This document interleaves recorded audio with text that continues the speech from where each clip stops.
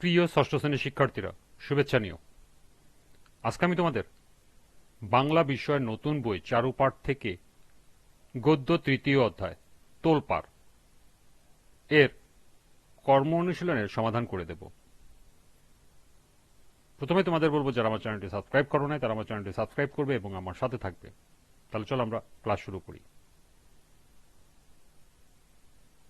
তোলপাড় গল্পের কর্ম অনুশীলন। বন্ধুরা, চলো আমাদের এলাকার মুক্তিযুদ্ধের সময় কি কি ঘটেছিল তা স্থানীয় কয়েকজন মুক্তিযোদ্ধার কাছ থেকে জেনে নিই। তাদের অভিজ্ঞতাগুলো খাতায় লিখে রাখি, তারপর অভিজ্ঞতাগুলো সাজিয়ে একটি গল্প লেখার চেষ্টা করি। এখানে কিছু ক্লু দেওয়া আছে, অর্থাৎ এই অনুপাতে তোমাদেরকে মুক্তিযোদ্ধাদের কাছ থেকে গল্প শুনতে হবে। যেমন মুক্তিযুদ্ধে আমাদের গ্রাম, তোমাদের গ্রামে মুক্তিযুদ্ধে কি ঘটেছিল তার উপরে আছে, যেমন গ্রামবাসীর উপর অত্যাচার, মসজিদ মন্দিরে আগুন, গ্রামের বৃদ্ধ নারী পুরুষের আর্তনাদ, তরুণদের মুক্তিযুদ্ধে যোগদানের অঙ্গীকার, গ্রামে পাকিস্তান হানাদার বাহিনীর অনুপ্রবেশ। তাহলে চলো গল্পটি লেখার চেষ্টা করি। এজন্য আলাদা কাগজ ব্যবহার করতে পারি।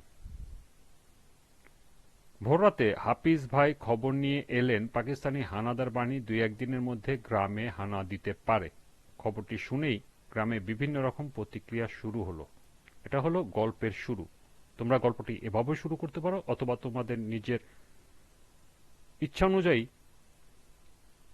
এই উপরোক্ত টপিকসের উপরও শুরু করতে পারো। তাহলে চলো এখন আমরা গল্পের সমাধানটি দেখে নিই।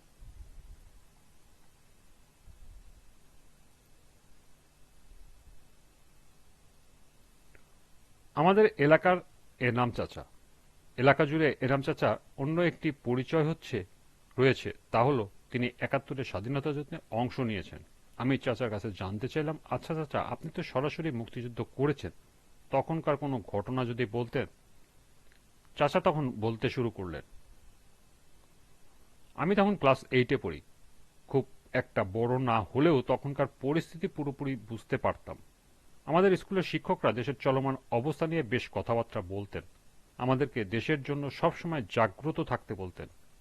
যুদ্ধ শুরু হওয়ার পর স্কুল কলেজ সব শিক্ষা প্রতিষ্ঠান বন্ধ হয়ে যায়।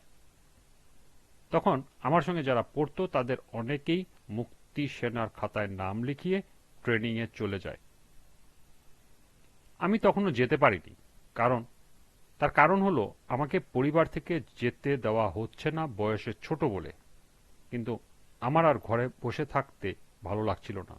রেডিওতে নিয়মিত সংবাদ শুনতাম। পাক সেনাদের সঙ্গে বিভিন্ন জায়গায় মুক্তি সেনার লড়াইয়ের খবর প্রচারিত হতো। লোকমুখে মুক্তিযুদ্ধ নিয়ে নানা কথাবার্তা শুনে আমি সুযোগ খুঁজছিলাম কিভাবে যাব। আমার এক বন্ধুর সঙ্গে মুক্তি সেনাদের ক্যাম্পে চলে আসি। প্রথমে আমাদের দুজনকে দেখে ওনারা কি করবেন দ্বিধায় পড়েন। আমাদের ভীষণ ইচ্ছে দেখে সঙ্গে রাখবেন বলে আশ্বস্ত করলেন। আমাদের ক্যাম্পের প্রধান একদিন আমাদের দুজনকে নিয়ে বসলেন এবং কিছু কাজ বলে দিলেন। এর মধ্যে অন্যতম ছিল নিয়মিত রেডিওতে খবর শোনা, তবে এ কাজ করতে হবে একদম আড়ালে গিয়ে। তারপর নিজেদের ক্যাম্পে সতর্কাবস্থায় থাকা, পাক সেনাদের ক্যাম্পে ছদ্মবেশে চোখ রাখা এবং তাদের চলাফেরার দিকে খেয়াল রাখা।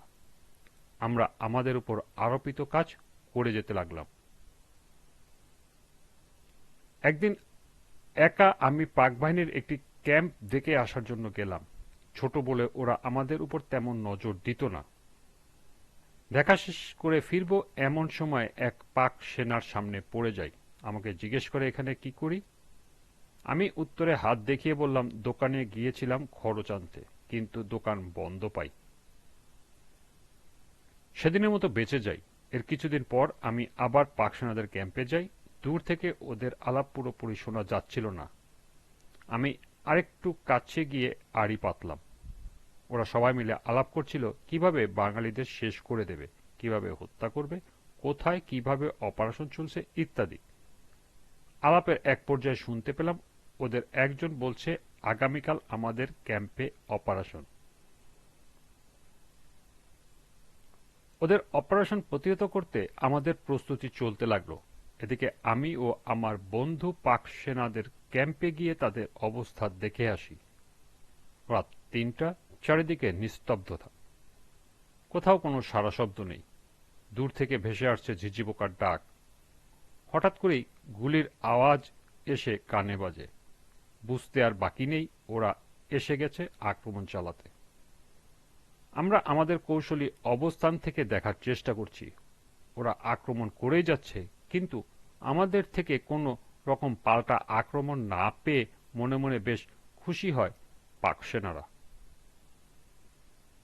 ক্যাম্পের একদম কাছে এসে আক্রমণ চালাতে থাকে, তবুও কোনো প্রতিক্রিয়া নেই। আস্তে আস্তে ওদের গুলির আওয়াজ কমতে থাকে। আমরা তাদের অবস্থা বোঝার চেষ্টা করে এগিয়ে আসি। তখন আর কোনো আওয়াজ শোনা যাচ্ছিল না। ঠিক তখনই শুরু হয় আমাদের পক্ষ থেকে পাক সেনাদের লক্ষ্য করে আক্রমণ। আকস্মিক আক্রমণে ওরা দিকবিদিক ছোটাছুটি করতে থাকে। পিছন দিক থেকে আমাদের আক্রমণে ওরা একেবারে নাজেহাল হয়ে পড়ে। কিছু সময়ের মধ্যে পাক সেনাদের সবগুলোকে খতম করে দিতে সক্ষম হই। সেদিন প্রায় ২০ থেকে ২৫ জন পাক সেনা আমাদের হাতে মৃত্যুবরণ করে। সেদিনের কৌশলী যুদ্ধ আজও আমার মনে পড়ে। তখন গর্বে বুকটা ভরে ওঠে।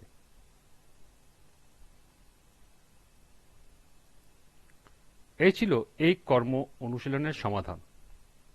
আজকের ক্লাসটি এ পর্যন্তই।